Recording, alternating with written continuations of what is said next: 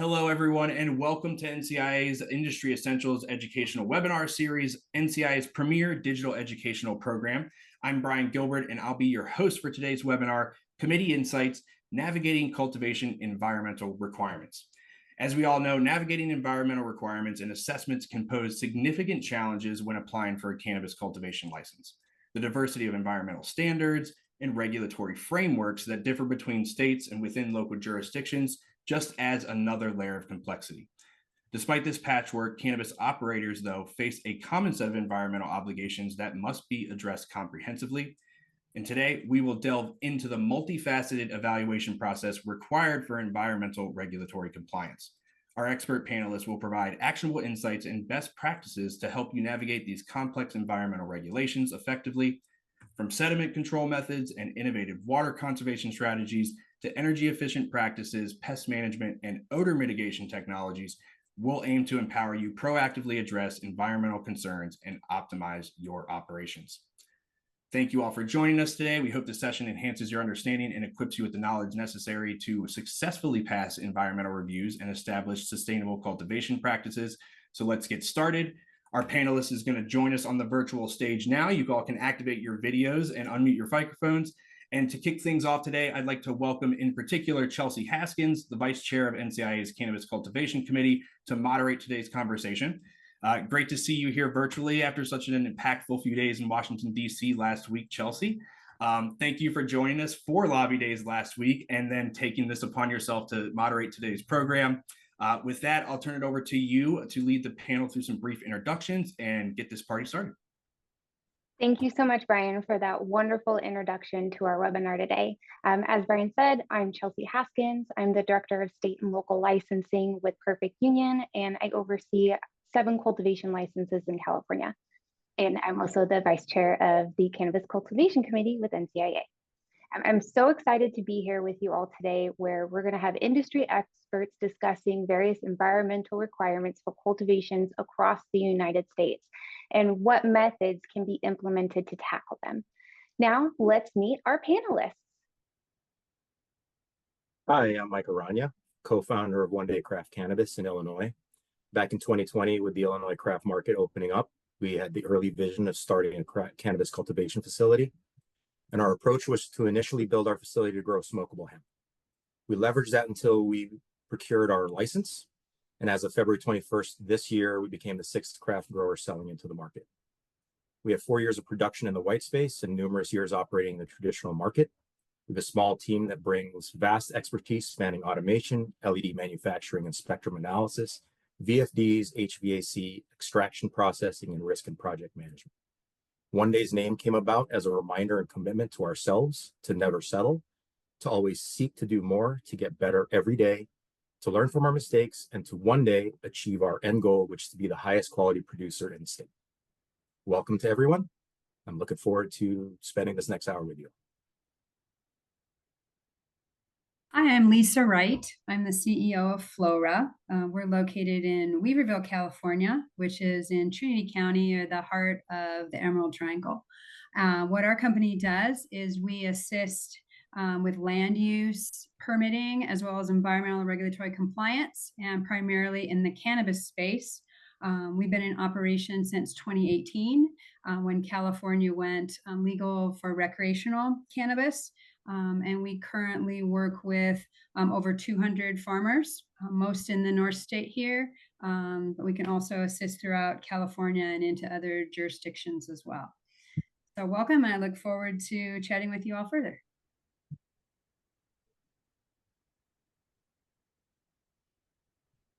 Go for it, Michael. And you're muted, by the way. Morning, everybody. My name is Mike Busher. I'm the founder of Deterra LLC. We're a Tier 2 all-CC licensed cannabis operation indoor, 20,000 square feet here up in Oregon. Originally started off in the medical field in 2016, then converted to recreational in 2017 to 2018. We concentrate on unique high-end craft strains. One of the things we've adopted recently, we're in a very innovative company. We've been working on both LED integration, and our latest deal is crop steering. which if you don't know about it, I'd be glad to teach about it later, but we've been able to bring that technology into our grow and be able to not only produce a better product, but increase our yields as well as lower our costs, which is important in today's environment. We also are a very green company. We're very sensitive about the products that we use, how we manage our electricity, our water, and all of our nutrients disposal. Being Oregon, being a green state, it's almost mandatory. Thank you. Thank you all so much for your intros. So now that we've met all of our panelists, let's dive in onto how to handle your regulatory environmental requirements. So environmental regulations for cultivators are complex, and it can be hard to know where to start tackling them. So what are the fundamental steps cultivators can take to establish environmental management practices that ensure both regulatory compliance and ecological sustainability? And Mike, I'll pass it off to you. Okay. I think the first thing that any cultivator needs to do is learn your state-specific requirements and regulations. What we have learned in operating and consulting with numerous people across the nation is every state has something different. So starting off, build your facility, considering all of these requirements, and then write a robust set of SOPs supporting this. In our state of Illinois, there's a different set of rules for craft and the MSO legacy producers. So make sure you're adhering to this one specific to you. You know, for us as a craft cultivator, we have to use under 5,000 square feet. You're basically forced to use HVAC mini splits. Lighting requirements are different for legacy producers where they can use mixed lighting, whereas we have a requirement of 36 watts per square foot. We have foliar feeding requirements. We have spray rates and certain restrictions regarding sprays, as well as our testing requirements. So those are all things that I would say are the biggest things for requirements and regulations that anyone coming into the space will need to know. And just to build on that a bit, from a California perspective, the regulatory scheme is perhaps a little more mature than some of the other states. But it's always important to start with your local jurisdiction and make sure that you understand their particular ordinances and potential restrictions. We have the Department of Cannabis Control as well in California, which issues all of the cannabis licenses. But we also have two other important environmental regulatory pieces, and that's the State Water Resources Control Board, we call the Water Board, or California Department of Fish and Wildlife. So if you're looking for best practices, California has a good kind of standard in terms of establishing setbacks from water courses, also from water course crossings, approval from Fish and Wildlife, and permits, water quality permits that are needed from the Water Board. And then we have overall environmental compliance element called CEQA, which is the California Environmental Quality Act.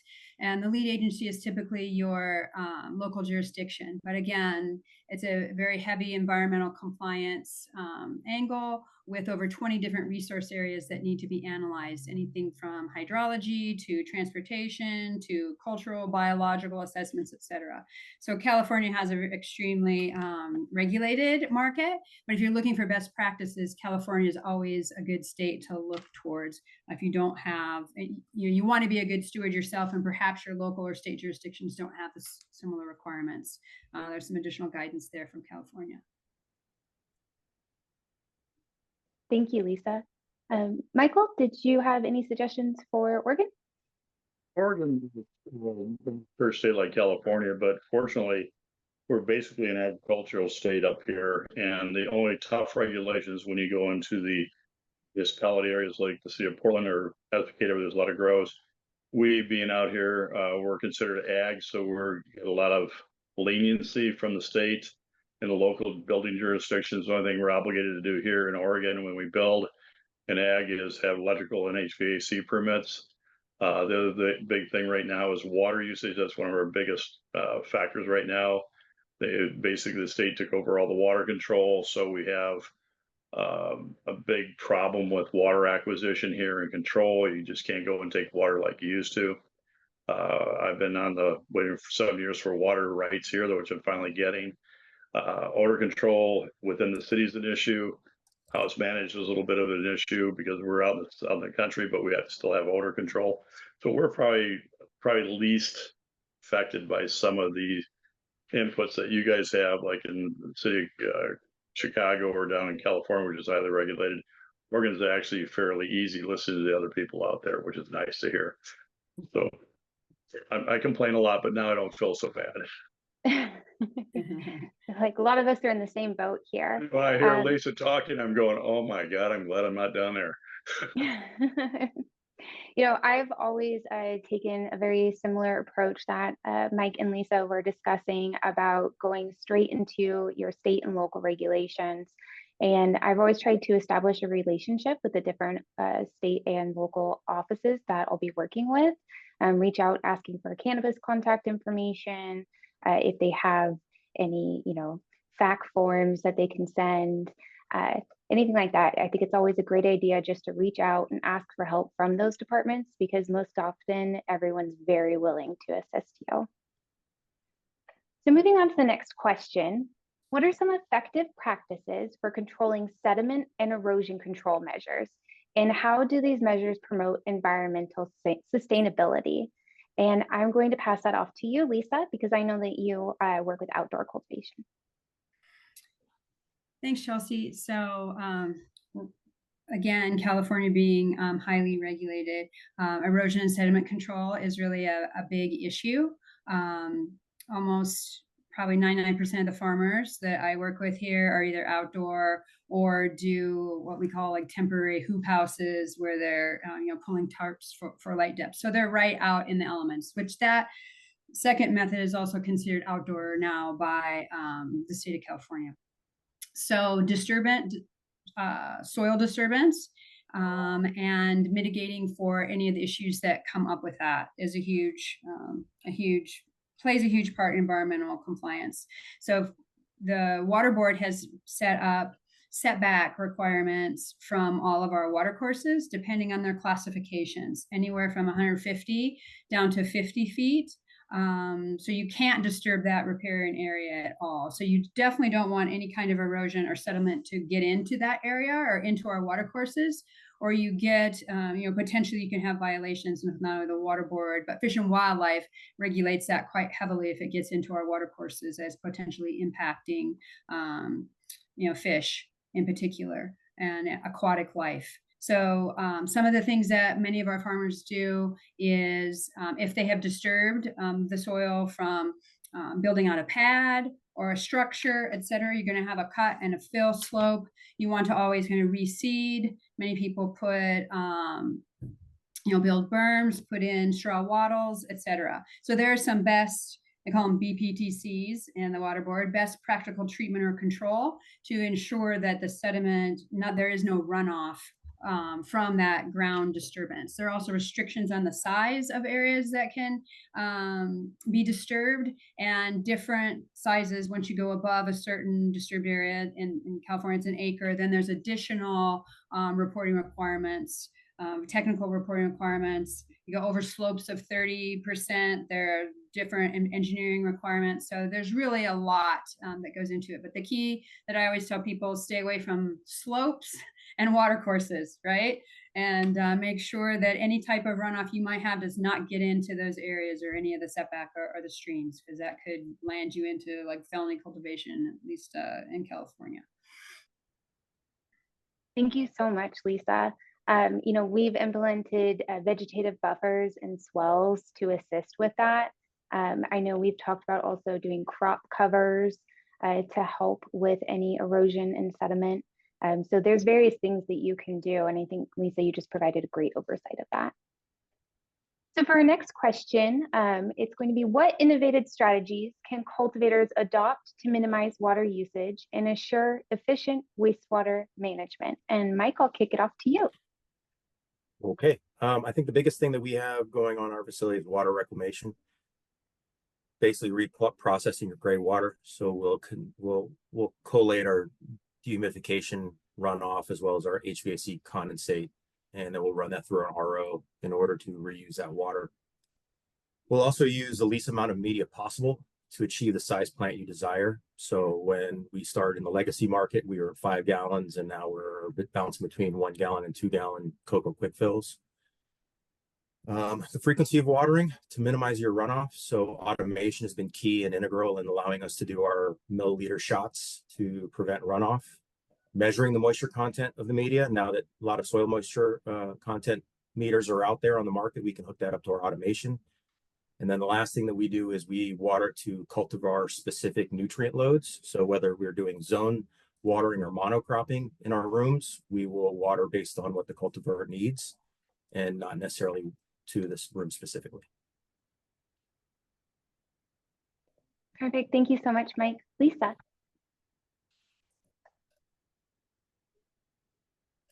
Well, from most of our farmers will employ some water conservation methods such as drip irrigation or timed sprayers throughout the day to minimize not only the water usage but also any potential discharge, because we don't want to have any wastewater discharging into the ground. It's not allowed to go into septic systems. There's a variety of regulations in California. Municipal systems is okay, but really it's the idea of not overwatering and maintaining the conservation methods. There's annual reporting that's required as well to the water board on your annual usage. So it needs to be tracked real closely. And because California's been in a state of drought for quite a while, water conservation becomes extremely important. In California, you can use groundwater wells. That's not regulated. However, surface water is regulated. So there's a forbearance period where you can't use water from that source from the 1st of April through the end of October. So that's kind of a forced water conservation if that's one of your water sources. I know we're very tight on water in California, aren't we, Lisa? Yes. One thing, can I jump in here real quick? Yes. Yeah, one thing that we do a little bit different, Mike and I do almost the same thing in parallel. What we're taking one step further is that we do what we call crop stirring using trim technology, and we have sensors in the pots that we can see exactly what the water content is in those pots at any one time. So we're able to control not only the frequency of the shots, the length of the shots, so we don't overwater the plants or water them when they don't need to be watered. It's really probably reduced our water load by almost 10% already that we've been able to track. And actually it's better for the plants. We have zero runoff coming out of those pots anymore with use of this trim technology with the sensors. Amazing. It is amazing. We've used substrate sensors as well, and it definitely helps for detecting oversaturation and changing any of your automated watering systems. Also, kind of to piggyback on what Mike was saying about his reclamation that he's using, any recycling irrigation systems that then go through reverse osmosis to be allowed back into the watering system, that's something that can be really helpful because you can use it multiple times before you have to discharge it. The other thing that we're gonna be doing is, since we have our own building here now, we just purchased it. We're allowed to take the roof water and reuse it, and we're going to be putting up gutters and a holding system for that this year. It should take care of probably 30% of our water usage coming up, especially in Oregon. That's fantastic. Yeah, it's a cool deal. Yeah. Okay, moving on to the next question. How can cannabis cultivation facilities optimize energy efficiency and reduce their carbon footprint? And Mike, I'll kick it off to you. Okay. I think all of the above. So you've got HVAC technology that's come a long way.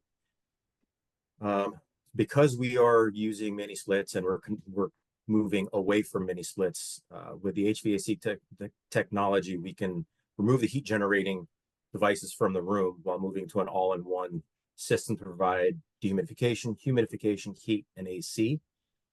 Another thing is lighting the canopy, not the room. A lot of legacy growers will do 1,000-watt overhead general lighting.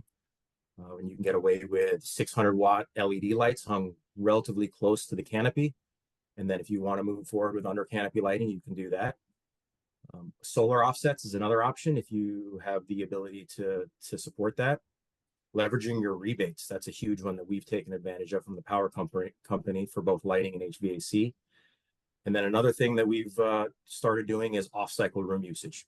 because we have metered power usage. So we can run our lights overnight and use less per hour dollars to run our energy.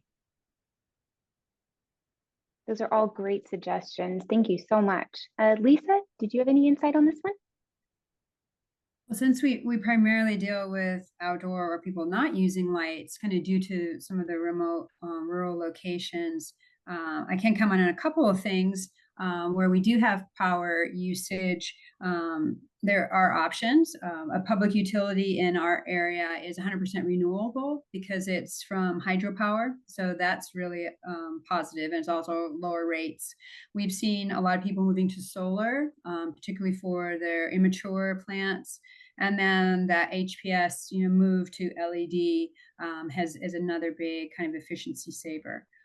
We do have farmers that use generators because of the lack of, electric or the grid connectivity. California is regulating that, is going to be phasing out the ability to use the smaller generators. So many of those farmers are looking at, the move to solar. Perfect, thank you. Michael, what are your thoughts on this? Up here, we've probably been a little bit more progressive just because we've been in the industry a little longer in our background.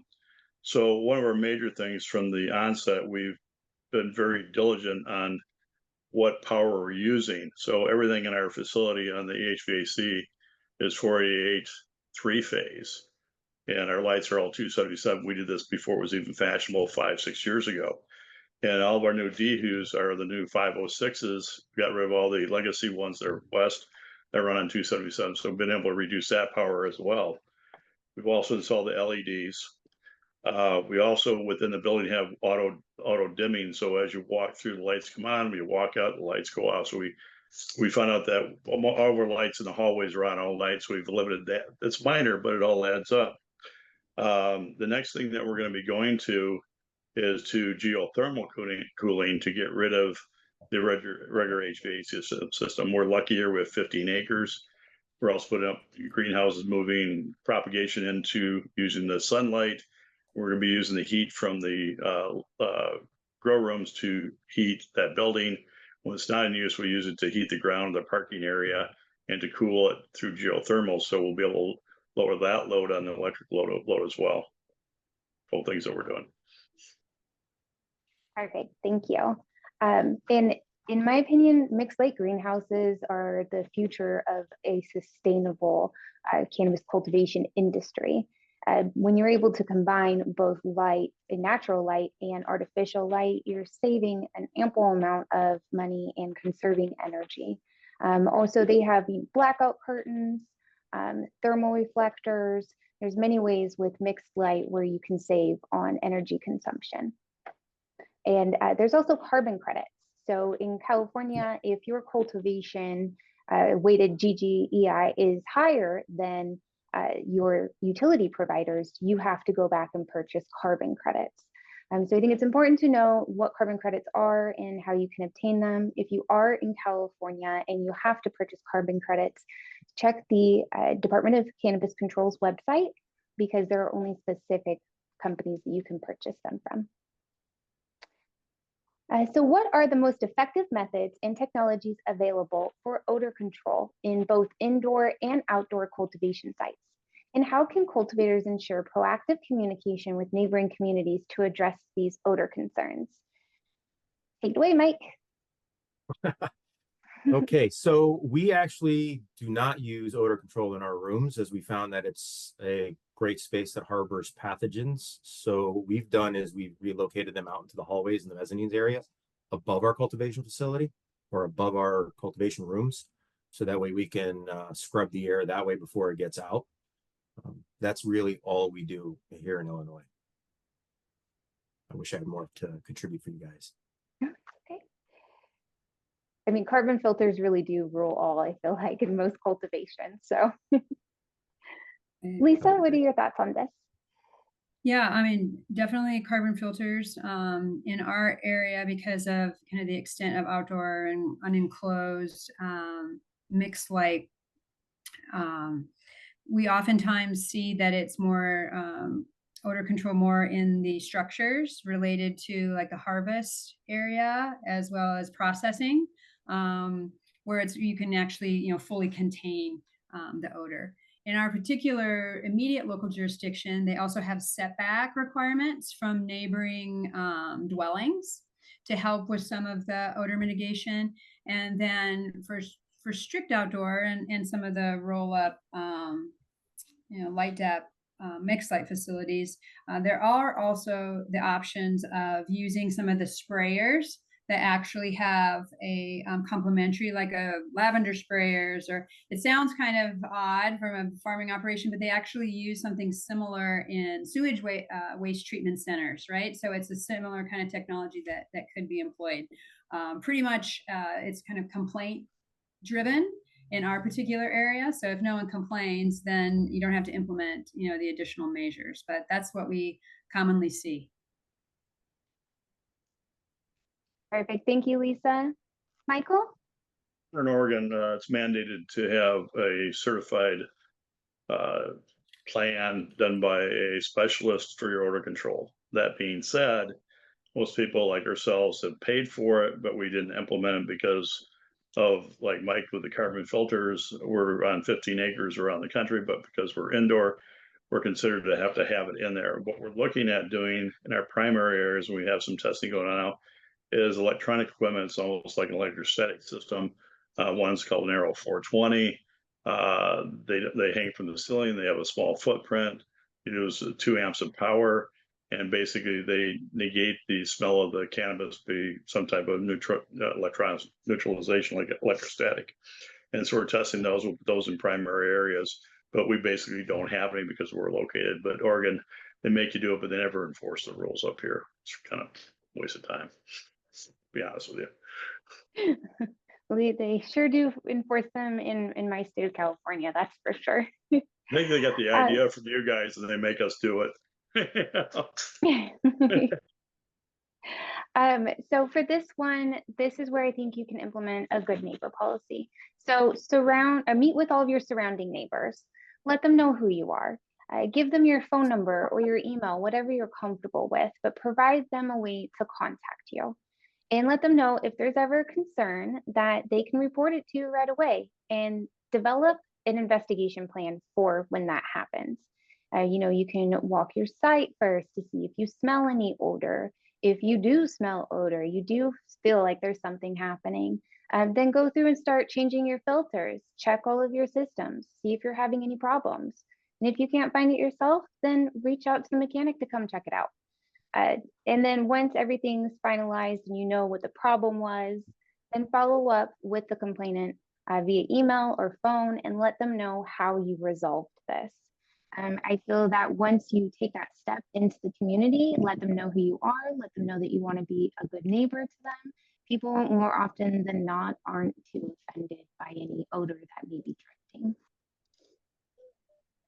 So for our next question, we're going to discuss how can an operator balance the need for effective pest management with environmental regulations concerning pesticide use, and what strategies can be employed to ensure compliance while minimizing ecological impact. Mike? So I'd say the primary thing here is cleanliness, minimizing the amount of time people spend in the space by leveraging your automation. You can get a lot more done with less plant touching if you have key automation in place. So workflow management teams, if possible, or manage the entry in the rooms to minimize any contaminants. If you have the staff, designate crews, a mother clone crew, a veg crew, a flower crew, harvesting and processing. If you're incapable of doing that based on your staffing needs, then meter it out so you're going into less process rooms, so go into veg or mother clone last. OMRI listed spray and fogs, that's what we use. And then we do a very huge use of beneficials and IPM. And then another thing is a robust scouting program. So if you have a robust scouting program and have the knowledge base available so your team can figure out whether it's a nutrient deficiency, whether it's pest pressure, whether it's something to do with your environmental controls, maintaining your temperature and humidity within your operating band and keeping it there, Wild swings can definitely lead to pest pressure or some type of mold generation. Thank you so much. Mhm. Lisa, did you have any insight on this one? What I see a lot in our, more outdoor settings is we see a lot of ladybugs, predator mites. California is highly restrictive in your application of pesticides per se. There's 0 parts per million tolerance at testing for any kind of unapproved pesticides, so you have to be extremely careful. And we see many of our farmers going to as many natural kind of sources as possible when they do run into any pest issues. And Michael? Hard to follow Mike. He does almost the same thing we do, so maybe a little repetitious. One thing that we're very strong on is making sure we don't get them into a building to begin with. That's our first line of defense. Then everything we have to use in Oregon has to be organic. So we're limited to the products that we can use. If it doesn't have an Oregon label on it, we can't touch it. And so there's only 3 or 4 natural products, oils, concentrates and stuff like that come from natural sources. But the one thing that we really do when we call flip a room, when we're changing from we've harvested, now we're going to clean it out and flip to the next grow cycle. We change all of our filters. We have a foaming machine. We foam everything down, kill everything that's in that room, and then not only turn up the heat, but we have a fogger, and we put hypochlorous acid and run through the whole system, the HVAC, the dehues, and everything to kill any live contaminants, pathogens, or everything in there.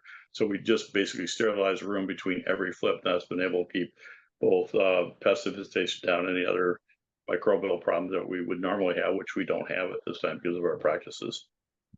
We scope out our plants on a regular basis, is what most of our time is spent on.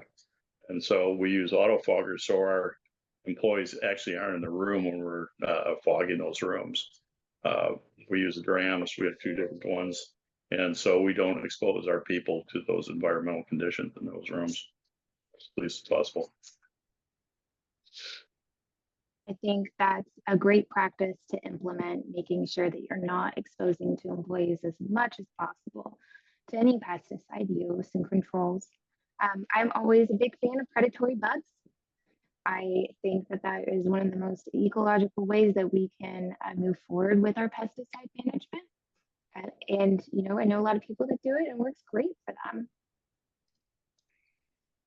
So for our last question today, what future trends do you foresee in regulating the environmental impacts of cannabis cultivation? And how can cultivators proactively prepare for potential changes in environmental regulations? Mike?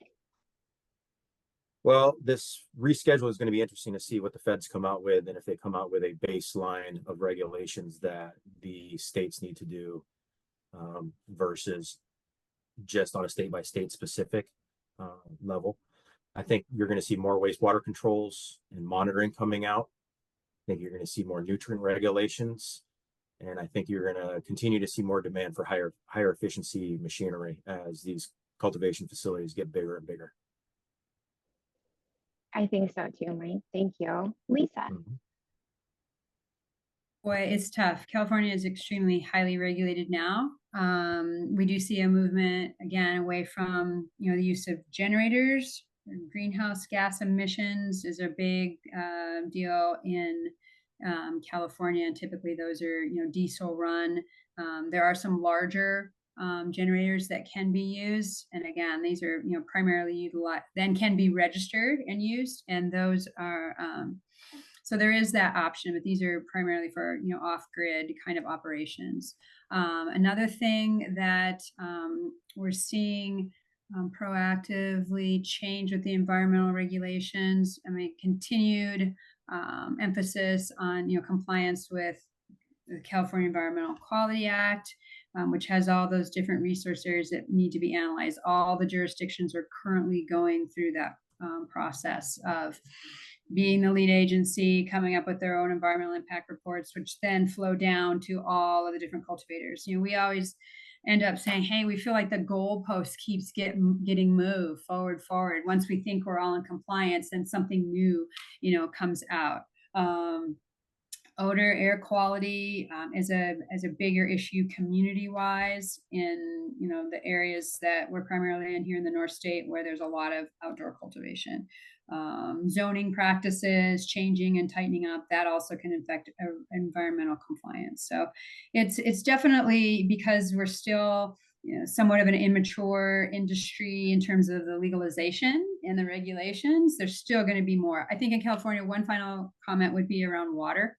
Again, that's a big issue, for our state, is that currently the state does not regulate the use of groundwater, just the surface water. I could see the movement towards trying to get more controls and metering of what's being used by cannabis for the groundwater. So that's an environmental aspect or angle that we might see tightening up more as well.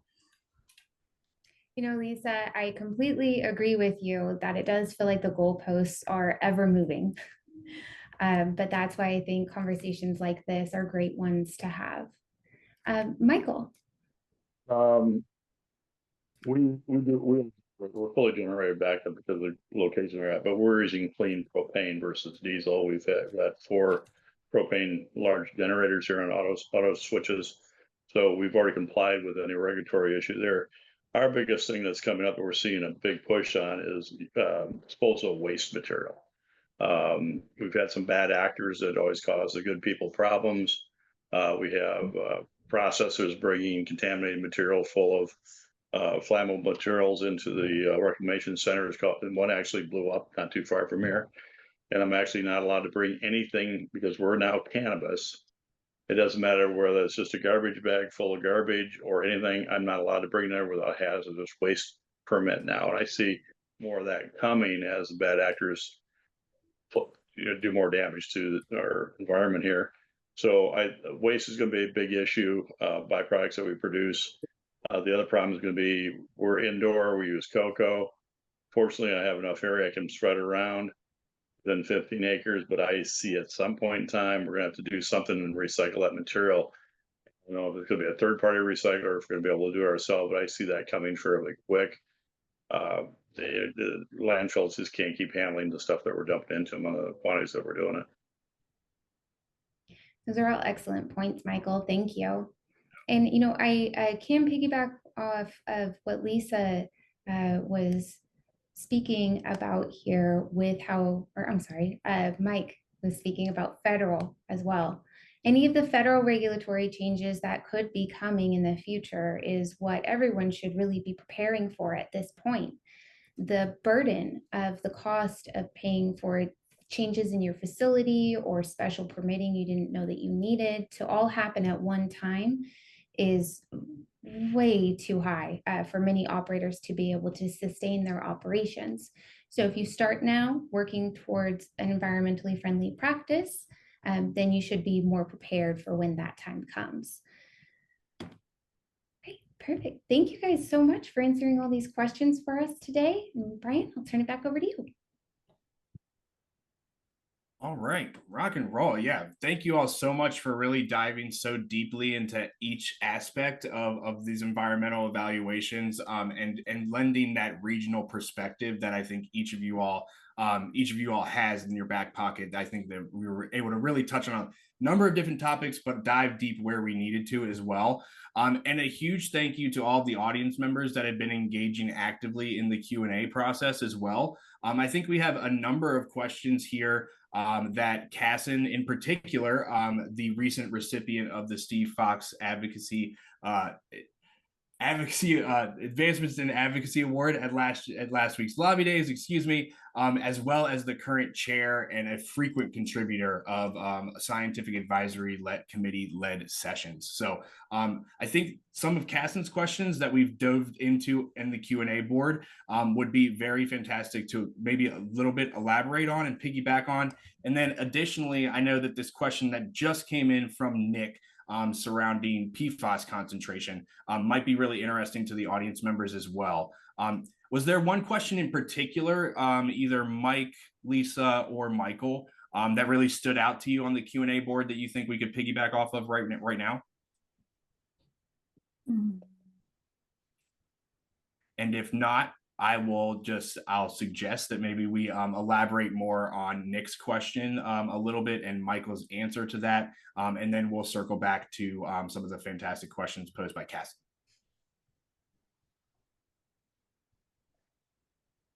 So with that said, are there any concentrations on or concerns and mitigation practices surrounding PFAS that might be in particular regional specific to Oregon or California, Lisa, that you might be able to elaborate on a little bit more?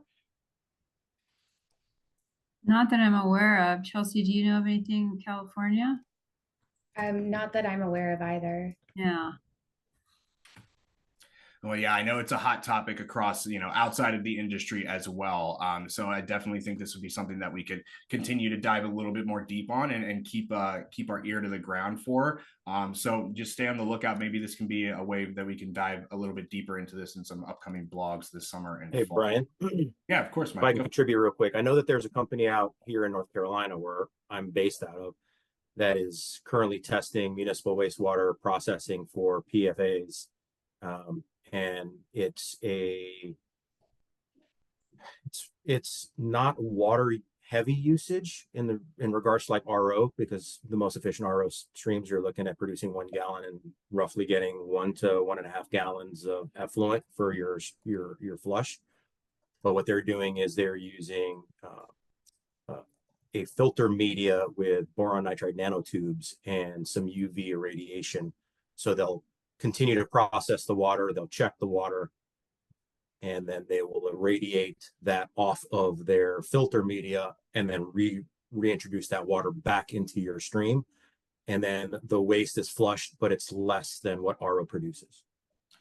Gotcha. I haven't seen anything from a municipal side or a home side or a cultivation side that would be either small enough or big enough to be able to be used that's cost effective at this moment. Perfect. Great. All right. Well, with that, is there another question from Cassin's list here on the Q&A board that might stand out to you, Chelsea, as one that would tie things together a little bit here at the end? Or should I just pose some more questions from the audience here generally in the chat room? I wanted to see if Michael had anything to contribute to the first question Cassie asked of how do you handle backwash salt side coming off your RO skid, and does that just go super brainy to waste somewhere?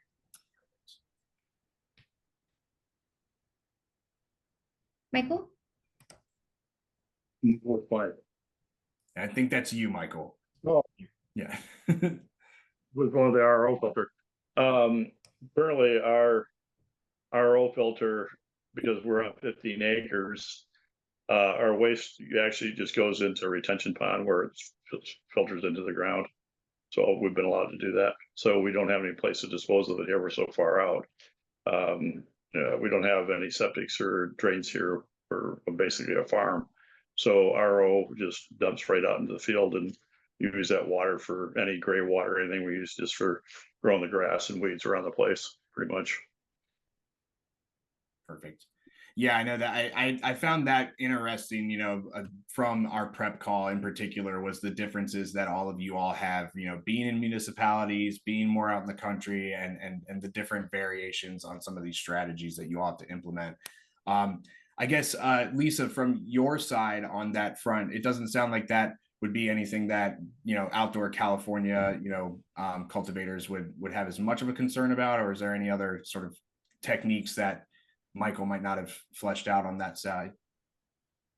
I don't see a lot of RO going on with outdoor facilities. I know of a couple of small indoors here, but it's not commonly used in our area. Perfect. All right. Rock and roll. Well, I know we're getting close to the end of the hour, and I don't want to belabor Q&A if we've already gone through a number of the great questions here. I guess with that being said, Chelsea, there wasn't any other questions from the Q&A board that just immediately stood out to you that we could dive into a little bit deeper? And if not, then I think it would be a good transition to just lead the panel through a final thought segment. Actually, so I wanted to get Lisa's insight on odor mitigation for outdoor. So for hybrid greenhouses, we know that we can use carbon filters, but what about outdoor? Are you seeing people use plants to help with the fragrance, or are we just doing odor studies right now to figure out the distance of the drift? You know, it's really kind of a controversial topic in terms of people who are kind of adamantly opposed to odor from cannabis in the neighborhoods, as being, you know, kind of the thing they're hanging their hats off on to try to move it out of the area. It's really difficult to measure because you also can be impacted by surrounding. In California, everyone can grow 6 personal plants, and you can get some pretty big outdoor personal plants, right? So you might be looking at, you know, 5-pound plants. It's going to still emit odor, and in a neighborhood that's going to be affected. We also still really struggle with the unpermitted cannabis farmers, and so that odor could be contributing. So one of our local jurisdictions is actually talking about this olfactory device where they measure smell like at the property line, and then at, you know, the sensitive receptor to see if it is traveling from that actual location. It's difficult with outdoor. I did mention the sprayers that can be employed. We've had that in some odor control plants, but I haven't seen that implemented yet on the ground, but similar to the like sewer treatment facilities have something like that. But we do see, because the odor concentration, you know, comes towards the end of the cycle, certainly at maturity of the plant, and then into harvest and processing, that those have to be done in enclosed structures. So then we can employ the more traditional carbon filtration, ionic charging, you know, that kind of thing. So it's difficult, though. That can be certainly a neighborhood complaint that does crop up. Very true. Thank you so much, Lisa. All right, do you want to go ahead and close it out, Brian?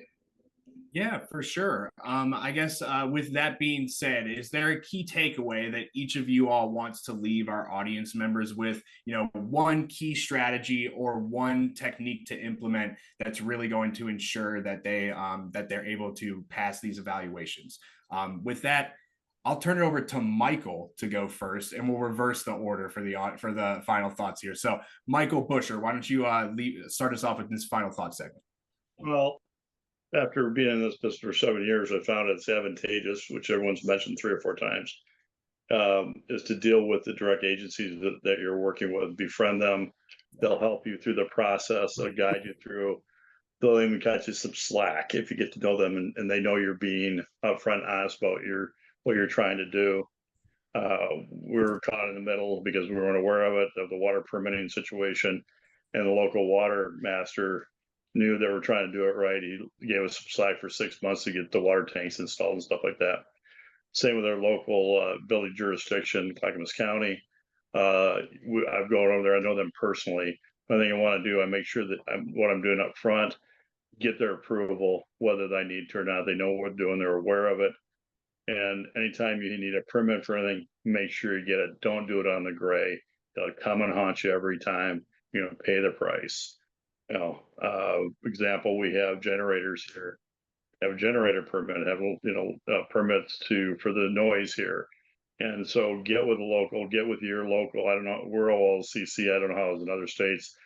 The local reps are really helpful from OLCC and from the local agency that'll handle all the everything that has to do with agriculture around here, ODA, and get with them. They're more than willing to help you. Even OSHA will come in and help you. You know, making sure your place is safe. We brought them all in, make sure we have a safety committee, making sure we're talking about spraying pesticides. We in the state of Oregon, we have to have them fitted, and so we've got a fit test here. So anytime a new employee comes in, we make sure they have the proper mask that's fitted properly, so any of the stuff can't get underneath the mask. So there's a lot to it, but if you just go with everybody that you need to talk to, they'll help you out, give you guidelines, give you videos, and they'll take a big burden off, and they'll walk you through the process every time. Found out. I love that. Transparency and accountability are such essential business practices, I think, and not only for, you know, every industry, but more in particular for ours. So yeah, I love that. So Lisa, I think you're in the middle. So do you have a final thought that you want to leave us with your outdoor cultivation lens in particular? Yeah, I think, well, I agree with everything with Michael. Know your local regulations and state regulations. I'm a consultant, so there are local consultants that sometimes those agencies refer you to that we keep up on everything. But I think most importantly is be good land stewards. Think about the impact that you're having on the land and the environment, and that's really important.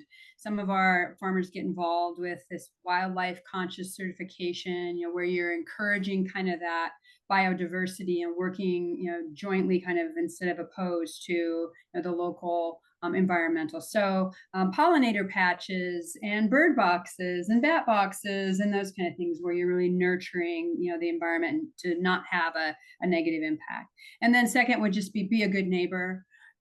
Talk to your neighbors, reach out to them, make sure they don't have concerns. That's really huge as well.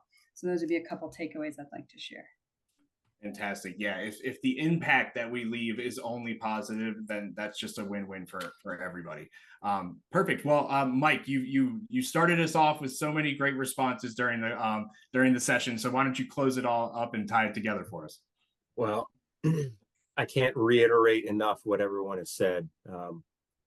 Different with Illinois is we get our IDOA inspector in twice a month, and then we get State Highway Patrol in twice a month as well. So meet your regulators, ask leading questions. That's a big thing. Don't just take the responses they give you or the regulations they provide you at face value. Ask the question, why is that there? What happened to generate this regulation? A lot of times they don't know. They'll ask the question, and they'll find out, oh, this was something, but now it's been phased out with new regulations. So they'll relax certain things. So really is getting to know them, having them understand what your facility is looking like and what it's doing. And you can usually get them not necessarily on your side, but at least looking at you and being more collaborative than confrontational. That's what you really want to do. Yeah, that's fantastic. I thought that really built on Michael's initial final thought there. So Chelsea, you did an absolutely amazing job moderating the conversation and ideating this program and working with these committee members to develop this program. So is there any final thought that you wanted to leave with the audience members? Additionally, with your perspective of just participating in lobby days last week, and we're right in the middle of our midterm committee application period as well. So just wanted to emphasize that to the audience members that the committee, our 14 member-led committees, of which Chelsea's the vice chair of the Cannabis Cultivation Committee, are your quickest way to get involved with the NCIA community and really take your involvement with NCIA to the next level. So is there a final thought you wanted to leave with the audience members, sort of building on your experience at lobby days and as a committee lead this year? Yes, thank you so much, Brian. So get involved. Talk with your regulators at every level. Make sure that you have a seat at the table, especially when regulations are being written. Regulators often don't have thorough understanding of how we operate, what's important, what's not important, and they only learn that by meeting and speaking with you. And create associations. If you don't have one in your area, join NCIA. I mean, lobby days was fantastic. I got to speak, directly to who's writing our policies at the federal level and letting them know what's important. So as long as you get out there, you start having the conversations, showing your face, that's when we're going to see change in our favor. Love it. Love it. Thank you so much, Chelsea, for re-emphasizing that. And as I had this note in my correction here that I stupidly just posted in the chat room, wanted to correct that Casson was the inaugural or the second recipient of our Excellence in Advocacy Award that was created in memoriam for Steve Fox, NCIA's late and fantastic co-founder. So wanted to just re-emphasize that. It was a fantastic experience that all of us were able to take part in. And I really hope that all the non-members that are here in the audience today take the time after today's call to learn a little bit more about NCIA, how you can join and support our efforts. And if you are a current member of NCIA that is not involved with our committees, now is the time to step up and take your involvement to the next level. So huge thank you to our panel for presenting today's program. As always, we're going to close out today's episode with just a quick shout out and thank you to some of our recent sponsors and supporters, and give you a clue in on some upcoming activities that NCIA will be participating in that we'd love your engagement with as well. So huge thank you to the 100+ supporters and sponsoring member businesses that joined us for our 12th annual Cannabis Industry Lobby Days last week. It was the most impactful and most timely lobby days that we've held over our storied history. It coincided with the rescheduling announcement and a number of other updates that are currently ongoing on Capitol Hill right now, including the House Agriculture Committee markup. So huge thank you to the 50+ member businesses that sponsored and made this year's edition possible, as well as to the 12 that have already signed up to support Lobby Days next year. Huge shout out and thank you to the 40+ businesses that ensured our road to Lobby Days was a success with our inaugural stakeholder summits events that brought us through California, Missouri, Maryland, and Colorado. And for all of you current members here in the room, make sure to mark your calendars for our next member orientation session that will be taking place the 3rd week of June, Thursday, June 18th at 1 p.m. Mountain Time. You can learn more and email our membership team to sign up for that session by heading to NCIA's website. All right. Thank you all for joining us today for Committee Insights, Navigating Cultivation Environmental Requirements. We hope you found the information and insights shared by our expert panelists valuable, and that you now feel more equipped to tackle the environmental challenges in your cannabis cultivation practices. Thank you again for your participation. We will see you all next time and look forward to hosting another Industry Essentials educational webinar midweek next week.